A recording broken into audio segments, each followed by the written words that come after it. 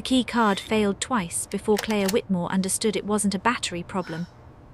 She stood on the porch of the house she'd lived in for 9 years, groceries cutting into her fingers, testing the lock a third time with hands that had started very slightly to shake. Through the frosted glass beside the door, she could see the kitchen light on. She could hear, faintly, the television. She rang the doorbell. It took almost a full minute for Daniel to open it, and when he did, he didn't step back to let her in. He stood in the doorway with one hand braced against the frame, blocking it without quite looking like he was blocking it, the way people do when they've rehearsed a moment and are now performing it. "Daniel, my key isn't working." "I know," he said. "I changed the locks this morning." Claire waited for the rest of the sentence, the explanation, the joke. It didn't come. "You changed the locks on our house." "On my house," Daniel said, and something in the flatness of his voice told her this wasn't the beginning of an argument. It was the end of one she hadn't known was happening. "Claire, you're not my wife anymore. Not really. I think you stopped being that a long time before either of us said it out loud." She stood on the porch in the cooling evening air, a bag of groceries slowly tearing at the bottom, and understood that somewhere in the last several months, while she'd been going to work and paying bills and asking him if he wanted chicken or pasta for dinner, her husband had built an entire case against their marriage and delivered the verdict without ever calling her to the stand. If you've ever stood outside your own front door wondering how a life you built got locked without you, hit like right now, because Claire didn't cry on that porch, and what she did instead is the reason you're going to want to see this through to the end. For the first 11 days after Daniel changed the locks, Claire did the one thing she was best at. She stayed calm and she stayed close. She didn't scream on the porch. She didn't call a locksmith to force her way back in, though she could have. Her name was still on the deed, a fact Daniel either didn't know or was choosing to ignore. Instead, she went to her sister Renee's apartment for the night, and the next morning she called Daniel and asked, in a voice she kept deliberately even, if they could talk like adults instead of strangers standing in a doorway. He agreed almost too easily, and for the following week and a half the two of them performed a strange, careful version of a marriage in dissolution, meeting for coffee, dividing up which of them would tell his mother, discussing furniture in the clipped, business-like tone of people trying not to bleed in front of each other. Daniel was calm throughout all of it, unnervingly calm. He didn't raise his voice once, didn't cry, didn't offer the messy, guilty explanations she kept braced for. He simply repeated in different phrasings some version of the same idea. "This has been coming for a long time, Claire. I think you know that." She didn't know that. That was the detail she kept turning over at 2 in the morning, lying on Renee's pull-out couch, staring at a ceiling that wasn't hers. Their marriage hadn't been perfect. 9 years rarely stayed perfect, but it hadn't been ending, not in any way she'd been able to see. There had been no fight before the locks changed. No slow fade of affection she could point to and say that's where it started. Just an ordinary Tuesday, and then a door that no longer opened for her. The detail she almost let herself dismiss came on day 9, during one of their coffee shop negotiations, when Daniel mentioned, almost offhand, that he'd already talked to someone about how to handle the house. "Talk to who?" Claire asked. "A friend, someone who knows about this stuff." He waved it away like it didn't matter, already moving to the next line item: who would keep the car, who would keep the dog, and Claire let it go, because pressing on it felt petty next to the larger devastation of the conversation itself. She told herself later that this was the moment she should have stopped and asked a harder question. At the time, it felt like nothing. A friend, someone who knows about this stuff. People said things like that all the time. It was Renee, 3 nights later, who refused to let it stay nothing. "A friend who knows about what stuff exactly?" Renee said, curled on the opposite end of the couch with a glass of wine she'd poured for both of them and Claire hadn't touched. "Because in my experience, men don't talk to a friend about divorces unless the friend is a lawyer, and men don't casually mention lawyers unless they've already been talking to one for a while." He said it like it was nothing. "Everything sounds like nothing until you look at it twice," Renee said. "Claire, I love you, but you have spent the last week and a half letting Daniel set the pace of every single conversation. He tells you when to meet. He tells you what to divide. He tells you you're not his wife anymore and you just accepted it like a weather report." Claire didn't have a defense for that because it was true, and hearing it out loud in her sister's small apartment felt like the first honest thing anyone had said to her in 9 days. "So what do I do?" "You stop reacting," Renee said, "and you start finding out what actually happened. Because I don't think this is a marriage that quietly died, Claire. I think somebody killed it on purpose, and I think you're the only one in the room who doesn't know that yet. If you've ever had someone in your life refuse to let you look away from a question you were scared to ask, drop "I'm listening" in the comments, because Claire was about to stop accepting Daniel's version of events and start building her own. The first real thread came from Claire's own name, or rather, the places it had quietly stopped appearing. She logged into the joint bank account on a Thursday morning, something she hadn't bothered to check in months because there had never been a reason to. The mortgage came out automatically, the savings sat where it always sat, and money had never been the friction point in their marriage. This time she scrolled further back than usual and found that 4 months earlier a second account had been opened. Not joint, Daniel's name only. And into that account, over the following months, nearly $30,000 had been quietly transferred out of savings they'd built together for a decade. She sat at her desk at work for almost 20 minutes without moving, the number glowing on her laptop screen like something radioactive. She called Daniel that evening, keeping her voice as level as she could manage. "There's a second account, with $30,000 of our savings in it." A pause on the line, longer than she expected. "I moved some money for expenses." "What expenses, Daniel?" "Legal fees, moving costs, things I needed to handle." His voice had the practiced smoothness of an answer prepared in advance, which told Claire more than the answer itself did. "I didn't think I needed to run every dollar by you anymore, Claire, given where things are." "We are still married," she said. "That money is still half mine." "For now," Daniel said, and hung up before she could ask him what that meant. For now, the phrase sat in her chest like a stone for the rest of the night, and it was still there the next morning when she met Renee for breakfast and laid the number out on a napkin between them like a crime scene diagram. $30,000 doesn't disappear into legal fees and moving costs, Renee said, turning the napkin toward her. "That's a down payment, that's a business investment, that's something with a shape, Claire, and expenses, is what men say when they don't want you asking what the shape is." "I don't even know where to start looking." "You start with people who'd know," Renee said. "Who's this friend Daniel mentioned, the one who knows about this stuff?" Claire hadn't thought about it since that coffee shop conversation, but the moment Renee said it, a name surfaced, one she'd heard Daniel mention once or twice over the past year, always in passing, always attached to golf or a poker night. "Vance, Trevor Vance. I think he does something with real estate." Renee was already reaching for her phone. Real estate and $30,000 in unexplained withdrawals. "Claire, I think we just found the shape."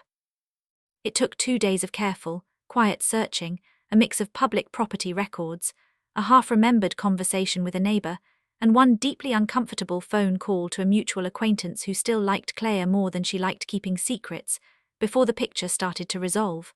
Trevor Vance wasn't just a real estate friend. He was a property developer, and 3 months before Daniel changed the locks, a small lakeside cabin 2 hours outside the city had been purchased under an LLC that traced back, through 2 shell layers Claire wouldn't have had the patience to unravel without Renee's help, to Daniel. $30,000. A cabin Claire had never seen, never heard mentioned, never once been invited to visit, bought with money that was supposed to be half hers, hidden behind paperwork specifically designed so she'd never think to look. "He's been planning an exit," Renee said quietly, staring at the property records spread across her kitchen table. "For months, Claire, long before he ever said a word to you." If this story has already made your stomach turn, this is the part where I tell you to stick around, because the money was never the real betrayal. It was just the door that led to it. The cabin gave Claire a location. It took her another 9 days to find out why it mattered. She didn't confront Daniel again. Renee had convinced her of that much at least, arguing that every direct question just handed him another chance to rehearse an answer. Instead, Claire did something that felt almost foreign to her. She waited, and she watched, the same patient stillness Daniel had used against her turned quietly back in his direction. It was a receipt, forwarded automatically to an email address Claire still technically shared with Daniel from an old joint subscription neither of them had bothered to cancel, that finally cracked the case open. A dinner reservation confirmation, 2 names on the booking, Daniel Whitmore, and a name Claire didn't recognize at first, Marissa Cole, until she remembered with a slow, sick lurch exactly where she'd heard it before. Marissa Cole was the architect Daniel's firm had brought on 8 months earlier to consult on a development project. Claire had met her once briefly at a company holiday party. She remembered a woman with an easy laugh who had complimented Claire's dress and asked, with what had seemed like genuine interest, how she and Daniel had met. Claire sat with the receipt open on her laptop for a long time before she called her sister. "There's a woman," she said, and heard her own voice come out steadier than she expected. "Marissa Cole, she works with him." Renee was quiet for a moment. "How long?" "I don't know yet, but the cabin, Renee, I don't think that was ever going to be his alone." It didn't take long, once Claire knew what to look for the rest of the picture to arrange itself with the grim, clicking precision of a lock finally turning the right way. A colleague from Daniel's office, someone Claire had stayed friendly with independently of the marriage, mentioned, carefully, apologetically, the way people mention things they've been sitting on for a while, that Daniel and Marissa had been close for the better part of a year, close enough that people in the office had started making quiet jokes about it long before Claire had any idea anything was wrong. The final piece came from Marissa herself, though not intentionally. Claire found her on social media, an account set mostly to private except for a handful of photos visible to anyone, including one, posted 4 months earlier of a lake at golden hour, captioned only with a single word, hours. Claire recognized the dock in the background immediately. She'd seen it in the property listing photos Renee had pulled up days before. She sat with her phone in her lap for a long time that night, looking at that photo, and something in her chest that had been braced and aching for 2 weeks finally, quietly went still. Daniel hadn't fallen out of love with her slowly, the way people sometimes did, drifting apart until one day the distance was too wide to close.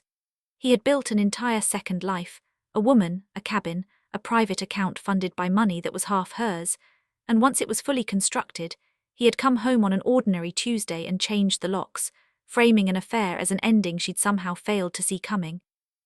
"You're not my wife anymore." He'd said it like an observation, it had been a plan. "If that gut punch landed the way I think it did, tell me in the comments what you'd have done in Claire's position, because what she actually did next wasn't loud and it wasn't fast. It was exact." Claire didn't cry when she finally understood the full shape of it. She sat very still in Renee's living room for almost an hour, turning the pieces over, the account, the cabin, the woman, the locks, until something in her settled into a version of herself she didn't fully recognize, but trusted immediately. "I'm not going to yell at him," she told Renee. "I'm not going to show up at the house and make a scene. He'd like that. It would make me the unstable one and him the man who finally had a reason to leave." "So what do you want to do?" "I want to make sure that when this is over, he has nothing left to hide behind." Claire's voice was quiet, precise. "I need a lawyer, a good one, someone who understands hidden assets, not just custody schedules, and who keeps the china." The lawyer Renee found her, a sharp, unhurried woman named Odette Marsh, listened to the entire timeline without interrupting once, the way people do when they're already 3 steps ahead of the story, and simply letting the client catch up. "He used a joint asset to fund a property he then transferred into a solo-owned LLC, Odette said, tapping the printed documents Claire had assembled. "That's not just morally ugly, Mrs. Whitmore. Depending on your state's marital property laws, that's dissipation of marital assets, potentially fraudulent conveyance if the LLC transfer happened after he'd already begun planning the separation. Judges do not look kindly on spouses who quietly move money out of reach before filing." "So I have a case." "You have a very good case," Odette said, "but cases like this move faster and cleaner when the other side doesn't know you're building one. Has he filed anything yet?" "Not that I know of." "Then here's what we're going to do." Odette leaned back, and for the first time in the meeting something like a small, controlled smile crossed her face. "We're going to let him think you're exactly where he left you. Sad, slow, reactive, and while he's busy believing that, we're going to file for an emergency asset freeze on every account he touched in the last 6 months, including the LLC. He won't see it coming until it's already signed by a judge." Claire felt something in her chest unclench for the first time in weeks. "And Marissa." "Marissa," Odette said, "is about to become a very inconvenient complication in her own career, once her employer finds out she was conducting an affair with a married client while helping structure a real estate deal that hid marital assets from that client's spouse. I don't need to touch her directly. I just need to make sure the right information reaches the right desk." The trap, once Odette laid it out in full, was almost elegant in its restraint. No confrontation, no dramatic reveal across a dinner table. Just paperwork, filed quietly, timed precisely, designed to close every door Daniel thought he still had open before he even realized Claire had found the key. For the next 2 weeks, Claire played her part exactly as instructed. She met Daniel for one more amicable coffee, let him talk about furniture and moving dates, nodded along when he mentioned, almost gently, that he thought this arrangement was better for both of them in the long run. She watched him perform kindness toward a woman he believed had no idea what he'd done, and she said nothing, because Odette had taught her that silence held correctly could be its own kind of weapon. Then on a Wednesday morning, while Daniel was in a client meeting he could not leave, the asset freeze was filed and approved. If you've made it this far, you already know this story isn't ending with Claire walking away quietly, so stay with me for what happens next, because the moment Daniel's phone started buzzing during that meeting was only the beginning. The complication came from a direction none of them had fully anticipated: Trevor Vance. Odette's filing hadn't just frozen Daniel's accounts. It had, by necessity, named the LLC that held the cabin, which meant it had also, quite unintentionally, dragged Trevor Vance's development business into a legal filing he wanted absolutely nothing to do with. Vance, it turned out, had his own reasons for panic, reasons that had nothing to do with Claire or Daniel or Marissa, and everything to do with the fact that 2 of his other properties were already under a separate, unrelated investigation for zoning fraud. He called Daniel in a panic Claire only heard about secondhand, through the same office contact who'd first mentioned Marissa. Vance wanted his name off the LLC immediately, wanted distance from anything with Daniel's on it, and in his haste to protect himself, he did something that ended up mattering far more than he understood. He sent Daniel a string of frantic, poorly worded emails demanding to know how the wife found out about the cabin transfer before the papers were even final. Emails that, thanks to a subpoena Odette had already anticipated needing, became part of the official record within days. He just handed us a timeline, Odette said, sliding the printed emails across her desk to Claire with something close to satisfaction. Vance's messages confirm the cabin transfer was planned before Daniel ever mentioned separation to you. That's not a marriage that quietly ended, Claire. That's premeditation in writing from a third party with no reason to lie for you. The second twist landed a few days later, and this one came from Marissa herself. Whether out of guilt, self-preservation, or simple panic at seeing her name surface in legal filings tied to fraud, Marissa reached out to Claire directly, a message Claire almost didn't open, and then read 3 times in a row once she did. I didn't know about the money, the message read. I want you to know that. I knew about the cabin. I didn't know it was funded with money that was half yours, and I didn't know he told you the marriage was already over before he'd actually told you anything at all. I think you deserve to know exactly what he said to me the week before he changed your locks. Attached to the message was a screenshot of a text conversation, time-stamped 9 days before that Tuesday on the porch. Daniel writing to Marissa, almost there. Once the transfer clears, I'll tell her it's done. Easier if she thinks it was already over before I say anything. She won't fight something that already feels finished. Claire read it once, then set her phone down on the table with a stillness that surprised even her. He hadn't just built a second life in secret. He had planned the exact sentence he would say to her on that porch, weeks in advance, engineering the ending so that she would absorb it as inevitable instead of recognizing it as calculated. He wanted me to think I was already gone, Claire said quietly, so I wouldn't notice he was the one leaving. If you've been holding your breath since that porch scene, this is the part worth staying for, because everything that happens from here isn't Claire reacting anymore. It's Daniel finding out, one document at a time, exactly how far ahead of him she already was. The unraveling, when it finally came, was neither loud nor dramatic. It happened the way Odette had promised it would, methodically on paper, in rooms Daniel didn't fully understand he'd already lost until the outcome was already signed. The emergency asset freeze held. Odette's filing, backed by Vance's panicked emails and the timeline they inadvertently confirmed, painted a picture no judge could easily wave away: a husband who had quietly siphoned joint savings into a solo account, funneled it into a property through a shell entity, conducted an affair with a colleague throughout the process, and then delivered a scripted, premeditated line to his wife, designed to make his departure look like her failure rather than his plan. Daniel's attorney, when he finally retained one later than he should have, having assumed for weeks that Claire was too devastated to organize any real resistance, tried to argue that the cabin had been a personal investment unrelated to marital funds. Odette dismantled that argument in a single afternoon, laying out bank transfers with dates that lined up, dollar for dollar, with the LLC's formation costs and the down payment. The judge's ruling wasn't dramatic either. It was simply thorough. The cabin, along with its full value, was ruled a marital asset subject to equal division, and Daniel was ordered to reimburse the joint account in full for the $30,000 he'd moved without Claire's knowledge, plus a portion of the legal costs the deception had caused her to incur. Marissa's employer, informed through channels Odette had never needed to name directly, quietly ended her contract on the development project days before the ruling came down, citing an undisclosed conflict of interest.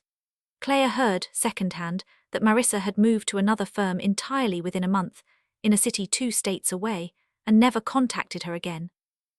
Trevor Vance's name appeared in a local business paper 8 weeks later, in a short article about zoning violations that mentioned, almost as an aside, ongoing scrutiny of several of his development partnerships.